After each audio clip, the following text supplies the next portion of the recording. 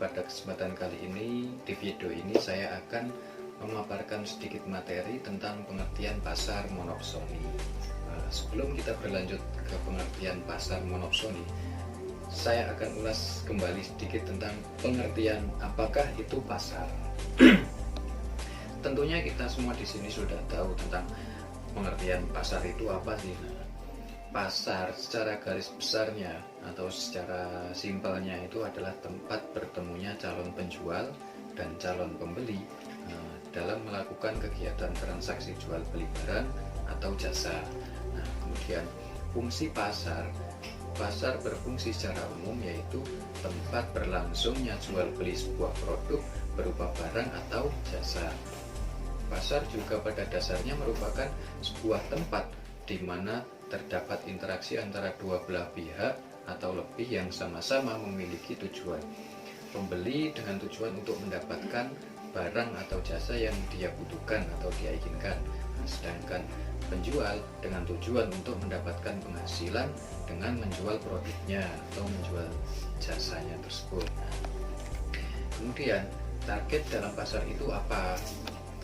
Target dalam pasar adalah kelompok konsumen yang secara khusus menjadi sasaran usaha perusahaan. Pasar dikatakan berfungsi dengan baik jika distribusi barang atau jasa dari produsen ke konsumen terus berjalan dengan lancar. Nah, sebaliknya, pasar berfungsi tidak baik jika kegiatan distribusi dari produsen ke konsumen seringkali macet atau tidak lancar.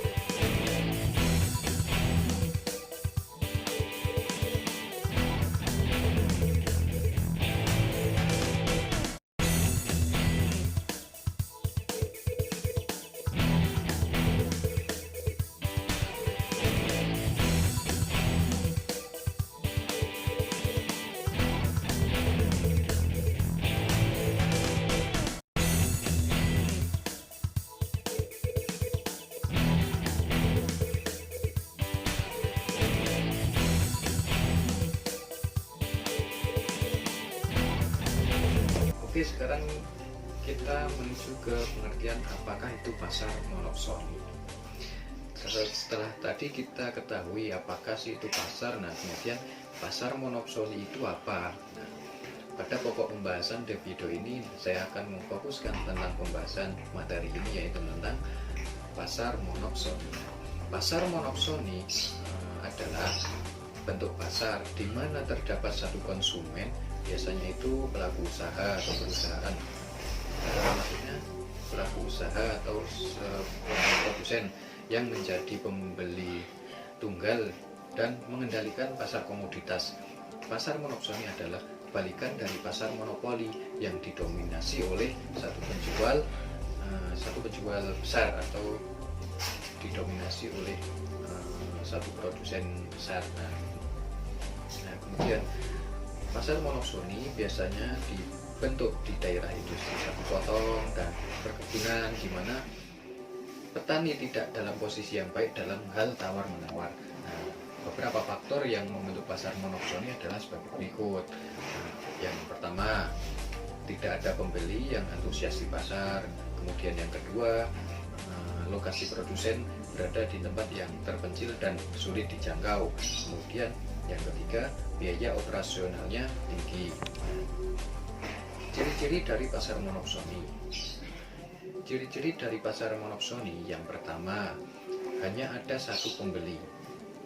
Salah satu pembeli di pasar adalah salah satu karakteristik yang dimiliki oleh pasar monopsoni. Dengan ini, penerima manfaat mendapatkan hasil lebih banyak. Pembeli ini bukan penjual. Nah, mengapa ini terjadi? Di sini, penjual harus rela menerima keputusan apapun dari pembeli karena hanya pihaknya saja yang mampu dan mau membeli produknya. Karena hanya ada satu pembeli tadi. Nah, tidak jarang harga yang diberikan cukup murah sehingga penjual tidak mendapatkan banyak manfaat. Nah, kemudian selain itu, pembeli yang kuat ini bisa menjadi pihak yang mendapat banyak keuntungan karena mereka mengambil dari penjual dengan harga murah dan kemudian mendistribusikannya ke tempat lain atau menjual dengan harga lebih mahal ke pihak lain. Ini adalah salah satu karakteristik yang dimiliki oleh pasar monopsoni. Kemudian ciri yang kedua dari pasar monopsoni adalah harga ditentukan oleh pembeli. Pembeli memiliki kekuatan penuh atas semua aktivitas jual beli di pasar ini, terutama dalam pembentukan harga. Harga yang menentukan adalah pembeli yang berkuasa.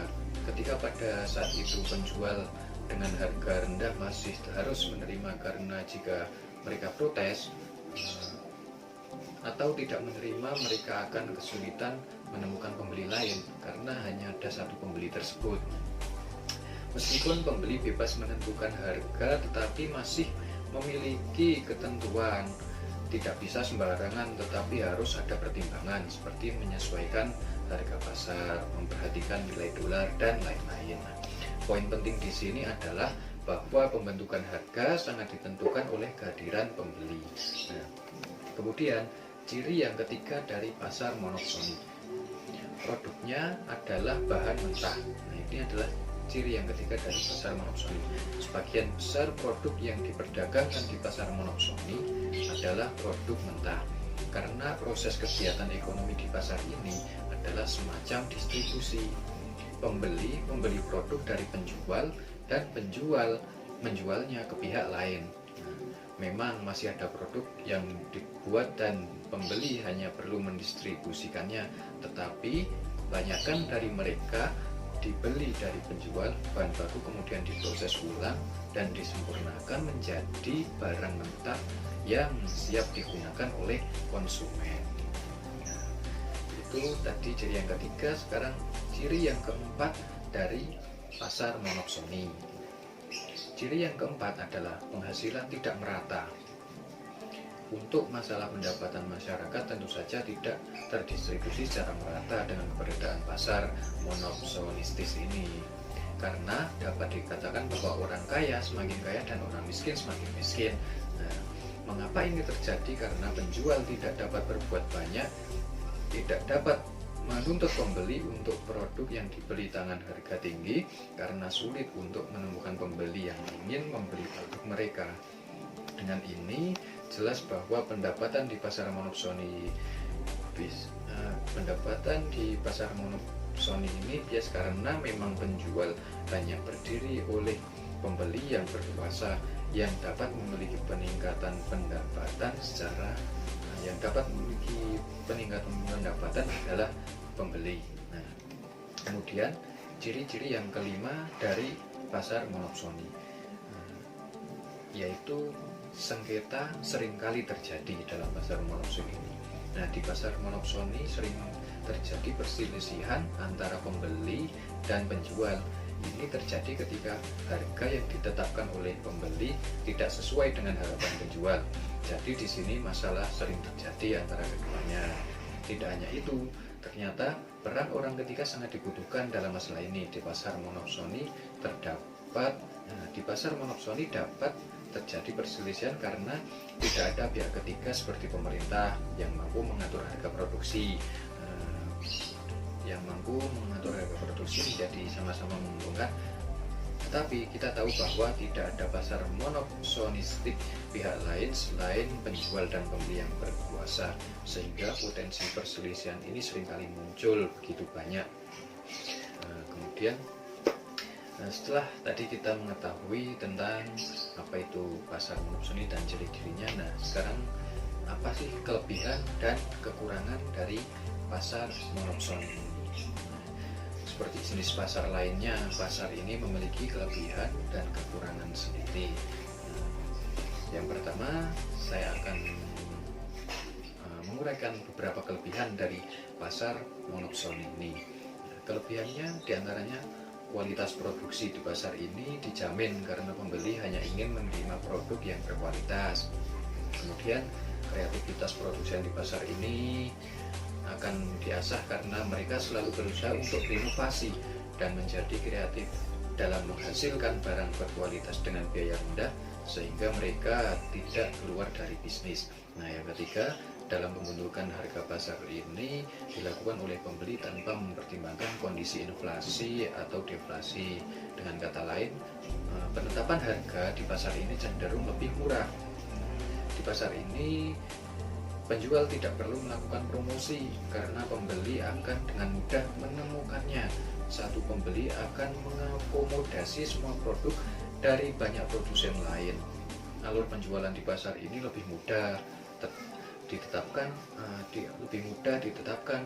karena pembeli hanya satu pihak dan pembayarannya langsung dilakukan tanpa harus menunggu produk untuk dijual kepada konsumen akhir. Kemudian kekurangannya apa sih? Tadi kan kelebihannya ya. Sekarang kekurangannya apa? Nah, dalam pasar monopsoni ini memiliki beberapa kekurangan, yaitu pembeli bisa sewenang-wenang. Yang pertama itu pembeli kadang bisa sewenang-wenang. Sebagai penguasa pasar, tidak jarang pembeli melakukan tindakan sewenang-wenang terhadap produsen, terutama dalam hal penetapan harga. Misalnya, ketika biaya produksi meningkat karena inflasi, pembeli tidak ingin membeli dengan harga yang lebih tinggi, tetapi masih dengan harga yang panjang, yang seperti biasanya begitu. Kemudian aspirasi penjual seringkali tidak didengar. Di pasar ini, masukan dan kritik dari produsen tidak dipertimbangkan oleh pembeli. Dengan kata lain, produsen hanya dapat menerima situasi dan berharap pembeli peduli dengan keinginan mereka. Masalah ekonomi hanya ditanggung oleh penjual. Masalah ekonomi harus terjadi di semua negara, baik itu inflasi, deflasi, dan lain-lain. Tapi kerugian lain dari pasar ini adalah bahwa semua masalah ekonomi hanya dilakukan oleh produsen. Pembeli umumnya tidak peduli. Nah, itulah kekurangan dari pasar monopsoni. Nah, setelah kita tahu tadi tentang pengertiannya, kemudian kelebihan dan kekurangan dan ciri-cirinya, nah sekarang contohnya apa sih pasar monopsoni itu? Contoh pasar monopsoni adalah pasar sayuran dan peternakan sapi perah di daerah terpencil dan sulit dalam hal distribusi ke tempat lain untuk menjual produk mereka kepada konsumen. Kesulitan dalam distribusi produk membuat petani dan peternak di tempat terpencil itu susah menjual produk mereka ke tempat lain, sehingga mereka menjual ke satu pembeli dengan harga yang murah. Nah, istilahnya menjual ke pengepul. Nah, itulah beberapa uraian singkat dan satu contoh mengenai pasar monopsoni. Nah, sekarang kita akan memahami tentang konsep dan kurva value dalam pasar monopsoni. Konsep dalam pasar monopsoni, bahasan pasar persaingan sempurna sebelumnya, pembeli tidak bisa memengaruhi harga pasar, tidak memiliki market power. Kemudian, namun dalam monopsoni, di dalam pasar hanya ada satu pembeli sehingga ia bisa menentukan harga atau punya market atau monopsoni power. Sehingga kalau di pasar persaingan, pembeli adalah price taker, di pasar monopsoni ia sebagai price maker. Kurva value dan expenditure atau MV, AE, dan MI. Seorang pembeli akan membeli suatu unit barang tertentu jika tambahan nilai yang diberikan atau margin value melebihi marginal expenditure yang dibayarkan. Marginal value ini adalah kurva permintaan yang menunjukkan willingness to pay. Average expenditure adalah harga yang dibayar untuk setiap unit barang. Marginal expenditure adalah tambahan biaya yang dikeluarkan untuk membeli suatu tambahan barang tertentu. Jumlah output yang dibeli terjadi saat MV sama dengan ME.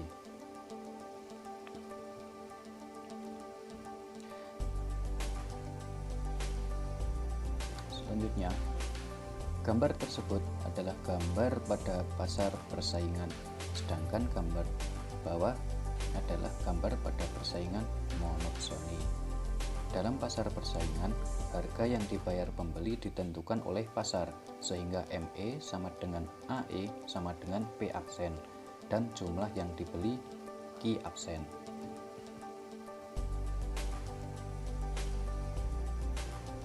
Pada pasar monopsoni, kurva AE adalah kurva S perusahaan karena menunjukkan beberapa harga yang harus dibayar per unit.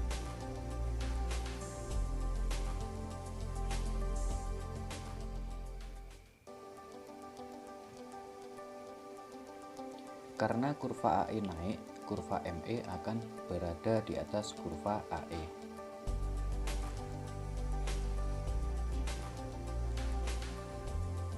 Bisa dilihat di grafik, maka MV akan memotong pada kurva tersebut.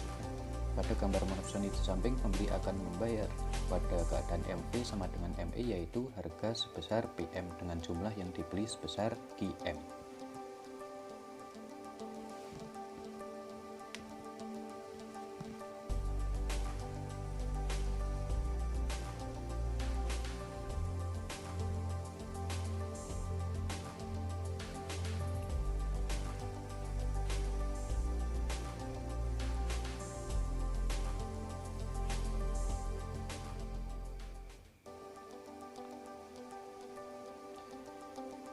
Did weight loss dari monopsoni. Gambar di samping adalah pasar tenaga kerja pertambangan dengan satu pembeli atau perusahaan tambang sehingga bersifat monopsoni. Dalam keadaan pasar persaingan, P sama dengan MV, yaitu pada tingkat upah $12. Pada pasar monopsoni, P lebih kecil dari MV, yaitu pada keadaan ME sama dengan MV, di mana tingkat upahnya $8.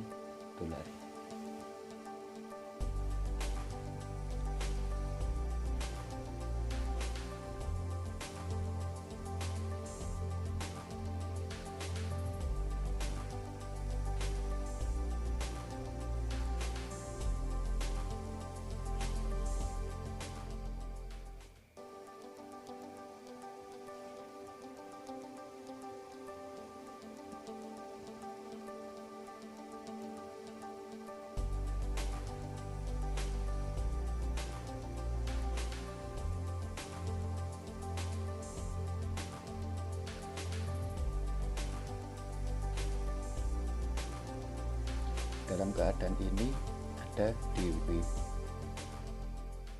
Penentu monopsoni power. Seperti halnya monopoli power. Penentu monopsoni power adalah sebagai berikut. Elastisitas penawaran, semakin elastis semakin lemah monopsoni powernya. Jumlah pembeli dalam pasar semakin banyak semakin lemah monopsoni power. Interaksi antar pembeli, jika persaingan antar pembeli sangat ketat, monopsoni power akan lemah walaupun jumlah pembeli dalam pasar sedikit. Pasar di mana hanya ada satu pembeli dan satu penjual disebut bilateral monopoli.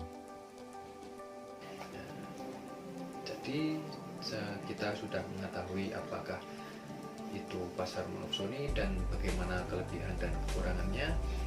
Semoga kita sebagai pelaku ekonomi dapat secara bijak dalam berdunia usaha dan khususnya dapat lebih menambah wawasan kita tentang materi yang saya uraikan tadi. Terima kasih, semoga bermanfaat untuk teman-teman semua.